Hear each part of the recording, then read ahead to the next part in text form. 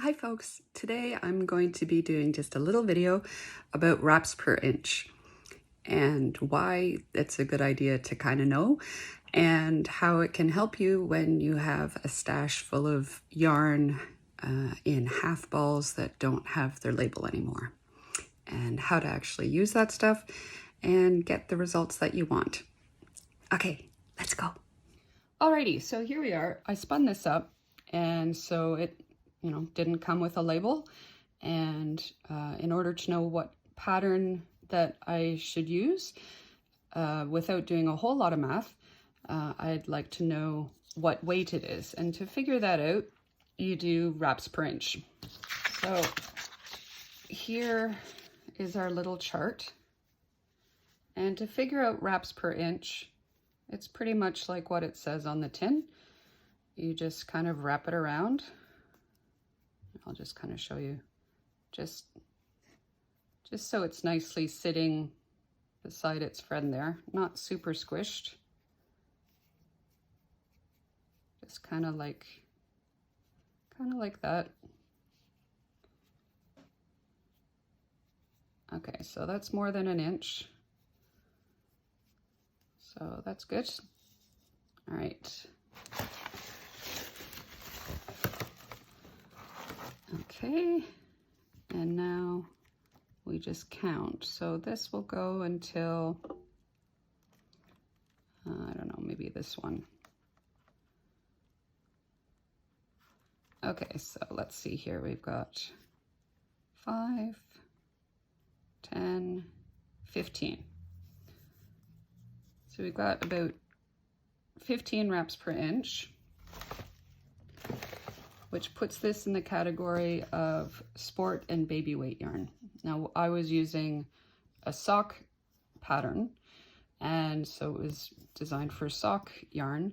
And so when I was knitting this up with the needles given for the sock pattern, I was finding that it was just coming out too tight, and it was difficult to knit and wasn't really working out. So now that I know the weight of this, I can either go get a pattern that calls for sport or baby weight yarn, or I can do some math. Now, I should probably then figure out, what needles I should use. So then we go to the yarn weights chart, and we're looking at sport baby weight, and this suggests these needle size, 3.25 to 3.75 millimeter.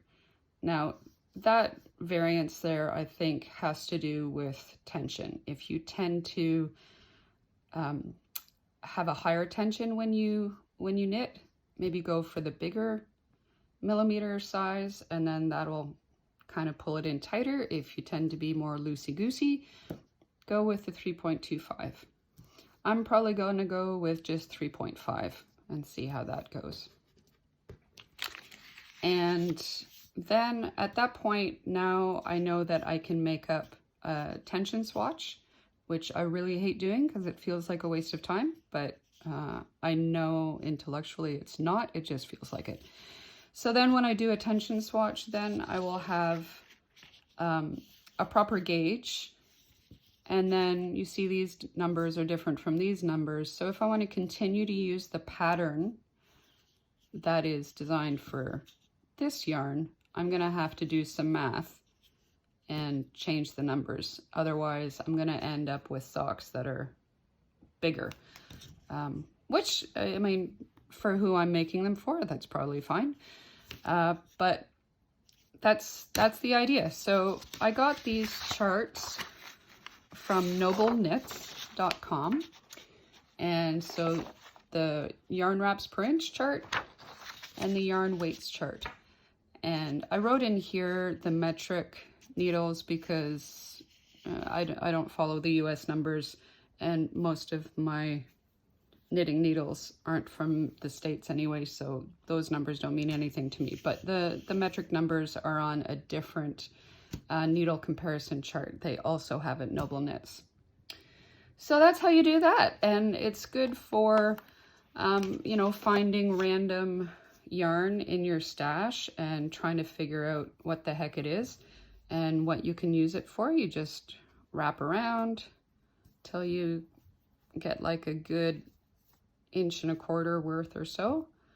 And you don't want to like do this because obviously that's not right. You just kind of, and you don't want to have gaps. So just kind of let it sit and talk to its neighbor. Just nice, happy bappy. And then you line up and then you just count them. All right. So yeah, so that's how you do that. Okay, thank you for joining me. Bye.